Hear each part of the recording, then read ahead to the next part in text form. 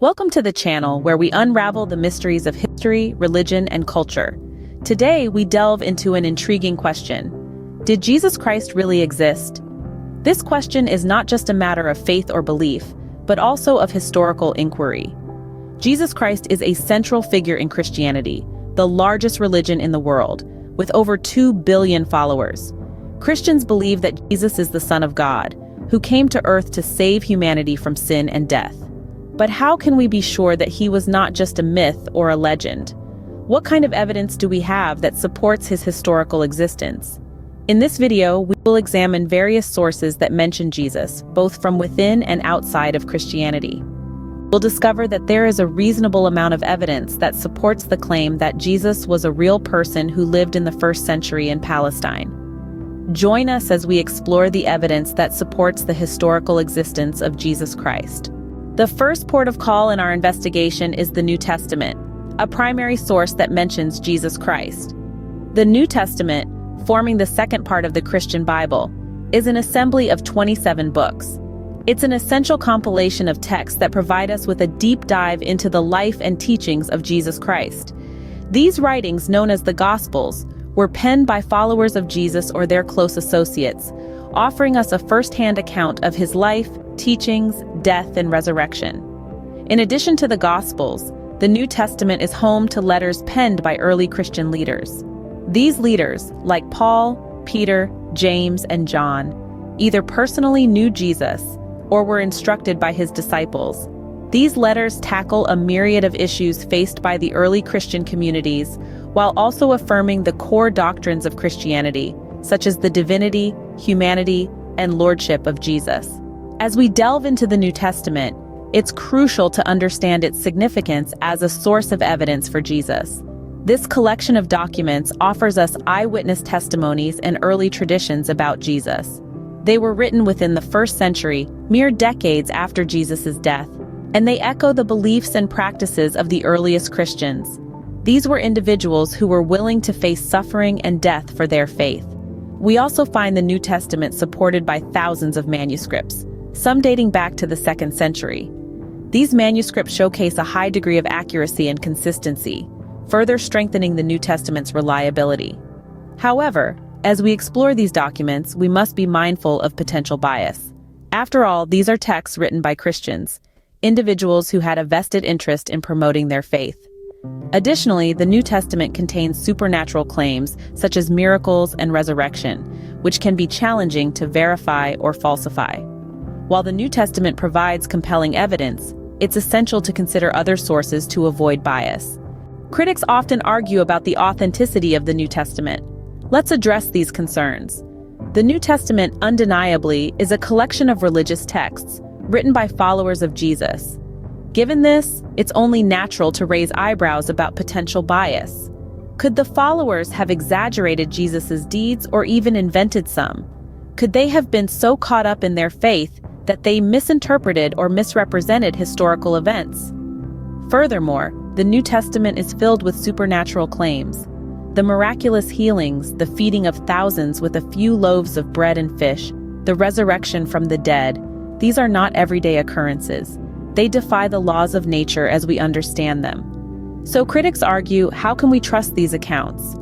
The counter-argument, however, is that the New Testament writers were recording what they believed to have witnessed or received from reliable sources. Their goal was not to write a dry, factual history, but to share the transformative power of Jesus' life, death, and resurrection. The supernatural elements in this context are testimonies of their faith and experiences. Moreover, the New Testament documents have been remarkably well preserved. We have thousands of manuscripts, some from as early as the 2nd century, that show a high degree of consistency. These documents were copied and distributed widely, making any large-scale conspiracy to alter the text highly unlikely. Additionally, the writers of the New Testament had little to gain and much to lose by fabricating these accounts. Many of them faced persecution, exile, or even death for their beliefs. Why would they endure such hardships for a story they knew to be false? While these points do not conclusively prove the historical accuracy of the New Testament, they do suggest that it is a valuable and trustworthy source of information about Jesus. However, to strengthen our understanding, we need to examine evidence outside of Christianity. Non-Christian sources provide an unbiased perspective on Jesus Christ's existence. Let's investigate these accounts. The value of these sources lies in their impartiality. These are historical accounts penned by individuals who had no vested interest in the propagation of Christianity. They come from diverse backgrounds, Jewish, Roman, Greek, each offering a unique perspective on the life and times of Jesus. It's important to remember that these sources are not religious texts. Instead, they are historical documents, often written by scholars, historians, and officials of the time. Their primary aim was not to promote a religious doctrine or a spiritual belief system, but to record events, personalities, and cultures of their era. And yes, Jesus Christ features in these accounts. The fact that non-Christian sources mention Jesus adds a layer of credibility to his historical existence. It shows that Jesus was not just a figure confined to Christian belief, but a person who was known and recognized outside of that faith. These non-Christian sources don't just provide evidence for the existence of Jesus, but they also give us a broader context of the world he lived in. They help us understand the political, social, and cultural dynamics of the time, thus offering us a more comprehensive picture of history. Now, let's dive into one of the most significant non-Christian sources, a man who has left an indelible mark on the annals of history, Flavius Josephus. A Jewish historian of the 1st century, Josephus's works provide some of the most compelling evidence of Jesus' existence from a non-Christian perspective. His writings, particularly the Antiquities of the Jews, offer fascinating insights about Jesus and his contemporaries.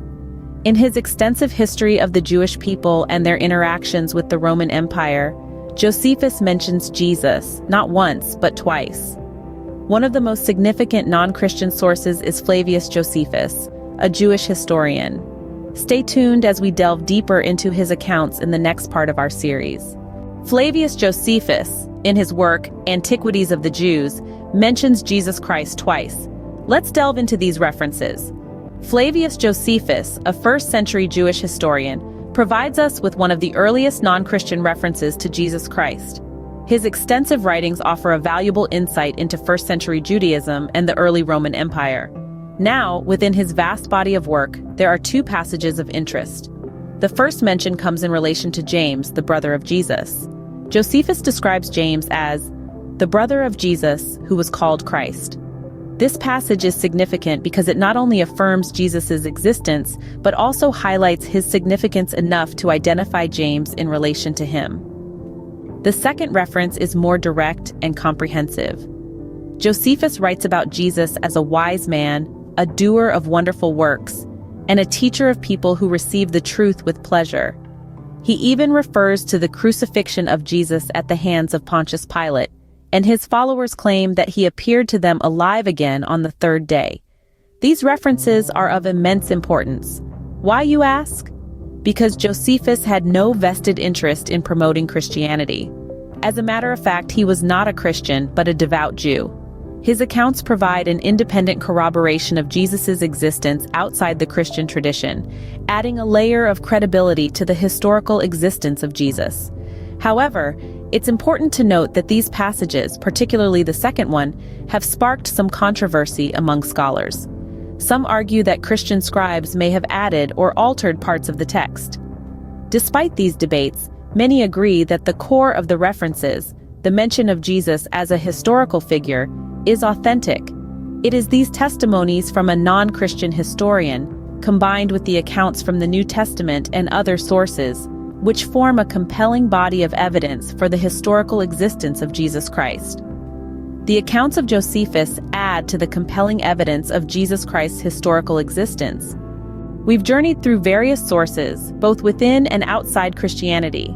We've seen how the New Testament, with its Gospels and letters, forms a crucial cornerstone in establishing the existence of Jesus Christ. These documents, written within the 1st century, contain eyewitness accounts and early traditions about Jesus, which are reinforced by thousands of consistent and accurate manuscripts. We also explored the skepticism around the New Testament, acknowledging that some may view it as biased due to its Christian origin and its supernatural claims. To counter this, we delved into non-Christian sources, such as the writings of Flavius Josephus, a first-century Jewish historian. His neutral perspective and detailed accounts lend further credibility to the historical existence of Jesus Christ. While the question of Jesus Christ's existence may still be a subject of debate for some, the evidence presented provides a strong case for his historical presence.